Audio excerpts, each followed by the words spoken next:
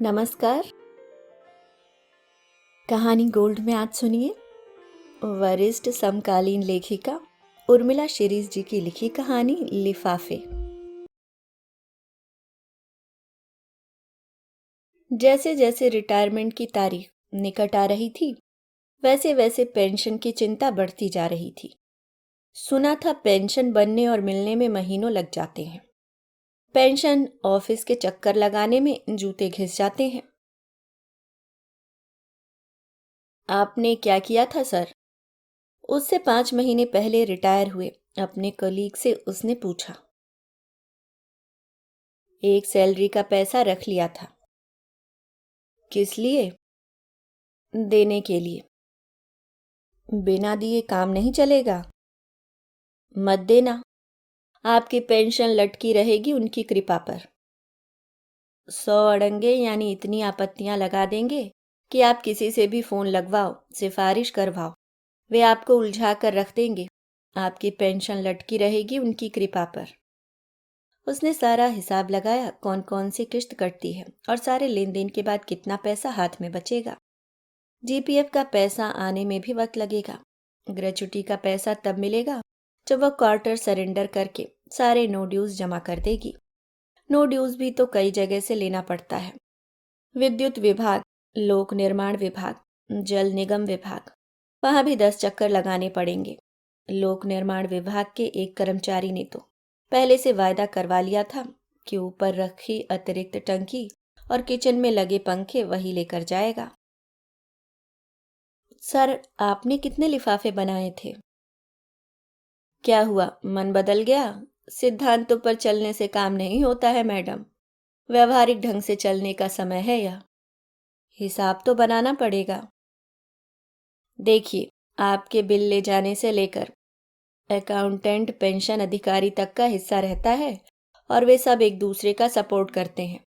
चपरासी और बाबू, इनको तो आप छोड़ ही नहीं सकती। अभी बिल तो बने नहीं हैं, पेंशन का आदेश भी नहीं निकला है। किसको कितना देना है? सबका परसेंट बंधा है। आप तो अपने विभाग का एक आदमी पकड़ लो, उसको जिम्मेदारी सौंप दो, वह सब काम करवा देगा। बहुत दलाल घूमते रहते हैं। आपने कितना कितना दिया था? 10-10 हजार के 2 लिफाफे, 5-5 हजार, 2-2 हजार के कुछ लिफाफे, फिर चपरासी और बिल ले जाने वाला, ट्रेजरी का अलग से कुछ। आप तो 80-90 हजार रुपए निकाल कर रखो। क्या जीपीएफ निकलवाने के लिए भी भिजवाने पड़ेंगे? अगर कोई पहचान का हो तो ठीक है, वरना वहां भी यही खेल चलता है। कितनी राशि होगी? बचा ही कितना है सर, 3 बार पार्ट फाइनल निकाल चुके थे, मुश्किल से 8-9 लाख होगा। वो 10 हजार भिजवा देना। अगले महीने की सैलरी गई। उसने मन ही मन हिसाब लगाया। यदि न दूं तो? फिर उसे याद आया, कोरोना के समय हॉस्पिटल में एडमिट रही थी 12 दिन। मेडिकल बिल बनवाने से लेकर पास करवाने तक और अकाउंट में पैसा आने तक कितना पैसा देना पड़ा था। बाबू ने बिल अपने पास रख लिया था। जब वह बिल लेने गई तो स्पष्ट बोल दिया, मैडम 15 हजार रुपये मुझे चाहिए। मैंने बड़ी मुश्किल से बिल बजट पास करवाया था। मुझे तो 15 हजार चाहिए, आगे भी तो आपके बिल आएंगे। आपकी नौकरी भी अभी 10-12 साल बची होगी। आप हमारा ख्याल रखेंगी, हम आपका। 12 लोग बैठे थे, उनसे पूछा तो उन्होंने भी कहा देना ही पड़ेगा, बिना दिए वे कभी पास नहीं करेंगे। भिजवाती हूँ, आप बताइए, मैं आ जाऊंगा, उसने बजट का लिफाफा जेब में रखते हुए कहा। बाहर निकली तो मन गुस्से और दर्द से भरा था। हॉस्पिटल में इंसान अपनी जान बचाने के लिए पैसा कर्ज लेकर खर्च करता है, दोस्तों से मांग कर। यहाँ पर लोग अपनी ऊपरी कमाई करते हैं। तभी सर ने हिसाब बताया कि लगभग 1 लाख रुपए बचा कर रखिए। इस पर तो उन सब की गिद्ध दृष्टि लगी होगी। Gratuity, GPF, earn leave. उफ, हमारा पैसा ही हमारे लिए आफत बन जाता है। आपत्तियां लगाने वाली कलमें इस बात की प्रतीक्षा में रहती हैं। पेंशन ऑफिस में ये उनका 10वां चक्कर था। आप मिल लें, बाबू ने कहा। किससे और क्यों? आपत्ति लगी है। आपका फिक्सेशन गलत हुआ था। आपकी फाइल फाइनेंस ऑफिस में गई है। वहां जाना होगा। जाइए और मिल लीजिए। उसी की तरह कई अन्य बाबू, टीचर और रिटायर्ड लोग उदास निराश चेहरे लिए बैठे थे। ट्रेजरी ऑफिस में बड़े पद पर बैठे एक परिचित की उन्हें याद आई। उनसे बात करके देखती हूँ, उन्होंने झिझकते हुए कहा। आप मेरा नाम लेकर मिल लीजिए, शायद कोई रास्ता निकल आए। उनके पीए को 3-4 फोन लगाया। हर बार यह कहना कि साहब मीटिंग में हैं, 1-2 घंटा इंतजार कीजिए ना। देखिए आपका काम है। सचमुच काम उसी का है। संयोग से वे यानी सिन्हा साहब ऑफिस में थे, पर मीटिंग चल रही थी। आपको इंतजार करना होगा। पर्ची पर अपना नाम, केयर ऑफ परिचित, स्टाफ यानी अधिकारी का नाम लिखा। क्या आईएएस हैं? नहीं। फिर इतने मिजाज? फाइनेंस के अधिकारी हैं, सबकी गरज रहती है। मैं आपकी फाइल देखकर भिजवाता हूँ। क्या अभी दिखवा सकते हैं? उन्होंने इतना लिहाज किया और पर्ची पर लिखकर किसी अन्य व्यक्ति के पास भेजा। 10-20 मिनट वह फाइल देखता रहा। डिस्पैच रजिस्टर में खोजा तो पता चला कि फाइल आई ही नहीं है। हमारे यहाँ इस फाइल का कोई मतलब ही नहीं है। इसे हम वापस भिजवा रहे हैं। यानी यहाँ से किसी अन्य विभाग में जाएगी। 10-12 दिन और लग जाएंगे। आप सीधे मैडम से क्यों नहीं मिल लेती? 2 बार मिल चुकी हूँ, और कितनी बार मिलूं?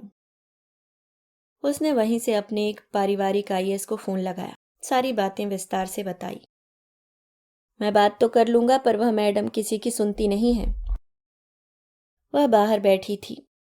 हॉल की दीवारों में बने रैक पर अलमारियों के ऊपर पुरानी फाइलों के खुले बंधे बस्तों का ढेर लगा था। आपका क्या नाम है? आपका क्या काम है? 6 महीने हो गए चक्कर लगाते हुए, आज तक ऑर्डर नहीं निकला। कर्ज लेकर घर का खर्चा चला रहे हैं।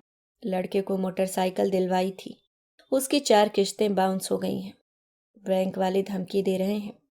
चप्पलें घिस गई हैं, देखिए, कहकर वह महिला रोने लगी। एक और आदमी था, किसी स्कूल से रिटायर हुआ था और किसी बीमारी से जकड़ा हुआ था। कहाँ से दें पैसे ये? इनका तो पेट ही नहीं भरता है। कोई मरे या जिंदा रहे, इन्हें मतलब नहीं। उसे घबराहट होने लगी। जब मैंने इतने सोर्स लगाकर देख लिया है, तो इन बेचारों का क्या होगा? कभी एक ऑफिस तो कभी दूसरे ऑफिस, तो कभी डिस्पैच नंबर की पर्ची थामे थामे रोना आ जाता होगा। आपका हाई प्रोफाइल देखा है मैडम। आप जाकर पता कर लें कि आपकी फाइल कहाँ और क्यों अटकी पड़ी है। इतने साल में जब फिक्सेशन में कोई आपत्ति नहीं आई और बिल विभाग ने जब पास कर दिया था, तो अब नया मामला कैसे बन गया? हम नहीं जानते, आप पता कर लीजिए। अरे मैडम, आपकी जो प्रिंसिपल थी ना, उनकी पेंशन आज तक नहीं बनी। 6 महीने से ज्यादा हो गए हैं। उसने अपने सहकर्मी को फोन लगाया। आपकी पेंशन शुरू हो गई? कहाँ शुरू हुई? मेरे हस्बैंड की तो एक्सीडेंट में डेथ हुई थी। एक एक कागज दे दिया। 1 साल हो गया, पता ही नहीं है कि फाइल कहाँ है। मैं तो इन लोगों को एक पैसा नहीं दूंगी। देखती हूँ कब तक ऑर्डर नहीं निकालते हैं। इस औरत को शर्म नहीं आती। अभी उम्र ही कितनी है और अभी से पैसा कमाने का चस्का लग गया है। तुम दे रही हो? मुझे मालूम है, हम में 90% लोग पैसे देते हैं, इसलिए इन लोगों के दिमाग खराब हैं। एक बार सब तय कर लें कि नहीं देना है, कब तक आपत्तियां लगाएंगे? और जब कोई कारण और कमी नहीं होगी तो कैसे रोकेंगे? यह 4था महीना है मैडम, और कितना इंतजार करें? कितनी किश्तें जाती हैं? तो दे दो पैसा। मैं उन लोगों को देखकर चिंतित और दुखी हो जाती हूँ, जो 1-1 साल से चक्कर लगा रहे हैं।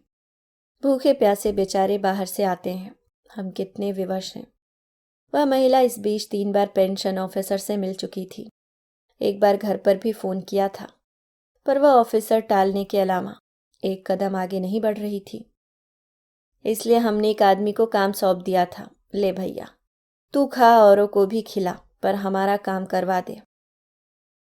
पर सर, काम हो जाए तब ना।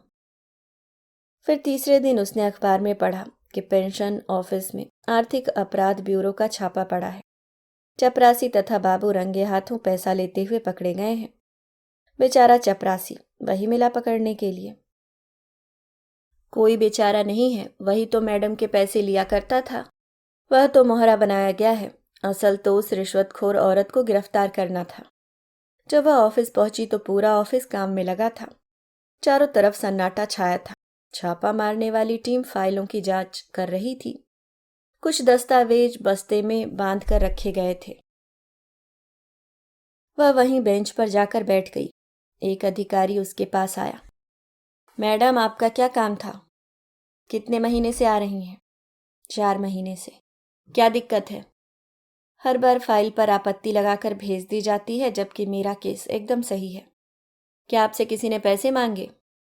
कांच की खिड़की के पार पेंशन अधिकारी महिला फाइलों में नजरें गड़ाए बैठी थी, पर बीच बीच में वह उसकी तरफ देख रही थी। यहाँ बिना पैसे लिए कोई काम नहीं करता। आपने कितने पैसे दिए और किस किस को दिए? अभी किसी को नहीं दिए, इसलिए 4 महीने हो गए। वह बाहर निकल कर आई। बाहर 30-40 लोगों की भीड़ खड़ी थी। वे खुश थे, मुस्कुरा रहे थे। देखते हैं अब कैसे आदेश नहीं निकालती। जेल जाना चाहिए इसको तो। वह घर पहुंची ही थी कि किसी अनजान नंबर से फोन आया। मैडम, मैं बोल रही हूँ। आपने क्या कहा उनसे? जो उन्होंने सवाल पूछे थे उन्हीं का जवाब दिया था। मैडम प्लीज कुछ मत कहिए, मेरे बच्चे बहुत छोटे छोटे हैं। आपका काम मैं कल ही कर दूंगी। आपकी फाइल पर ही काम चल रहा है। आपका काम मुझे करना ही था। हाई प्रोफाइल केस था आपका। और जिनका हाई प्रोफाइल केस नहीं है उनका क्या? फिर शाम 6 बजे फोन आया। मैडम, कल लंच के बाद आप अपना ऑर्डर ले लीजिए। आपको आने की जरूरत नहीं है, मैं भिजवा दूंगी। दूसरे दिन 12 बजे फिर किसी ने फोन किया। मैडम, आपका आदेश तैयार है। आती हूँ। आप क्यों कष्ट उठाएंगी? कैसी घबरा रही थी। वो मन ही मन राहत की सांस लेते हुए बोली।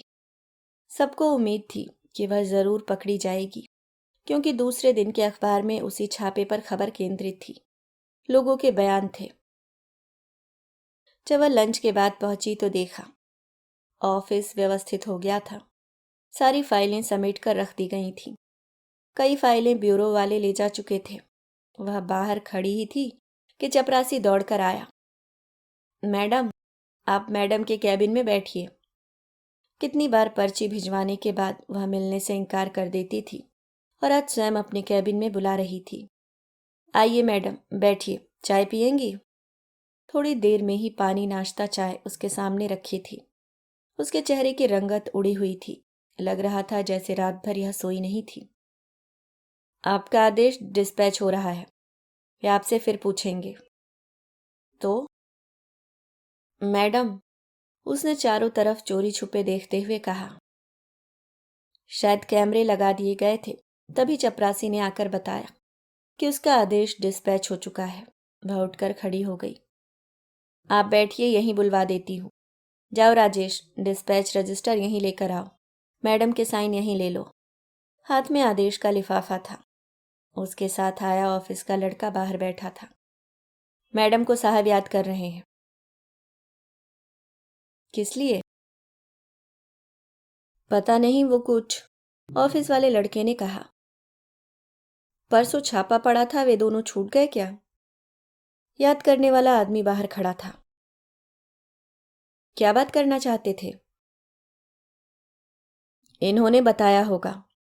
ऑफिस के लड़के की तरफ इशारा करके उसने बोला। आपको डर और शर्म है या नहीं? मैडम, ऐसे छापे तो पड़ते ही रहते हैं। हमें आदत है।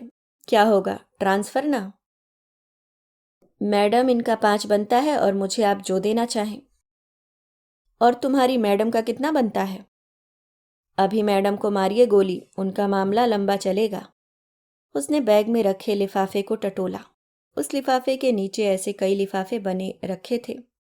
उन्होंने बैग को हाथ से पकड़ा जैसे कोई छीन रहा हो। डर, बेशर्मी, दुष्टता, धूर्तता, लालच, इन सबके पर्याय बन ये बाबू, चपरासी और बीच के अधिकारी। ऊपर के अधिकारी और कितना गिरेंगे। वह तेज कदमों से चलने लगी। मैडम, आपको मेरा हिस्सा देना था, उसका भी। आपका काम हो गया, पर मुझे अभी कितने ही लोगों का काम करवाना है। ये मेरी बात पर विश्वास नहीं करेंगे, मुझे अपनी जेब से देना पड़ेगा।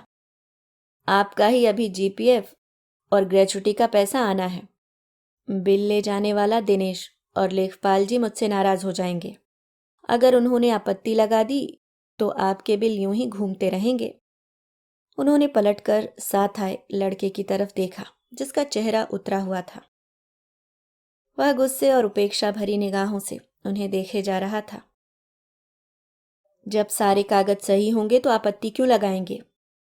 ये तो आपको तभी पता चलेगा। वह सीढ़ियां उतर रही थी और वे दोनों उन्हें जाते हुए देखकर प्लान बना रहे थे कि अगले बिल में उनसे सारा पैसा वसूल कर लेंगे।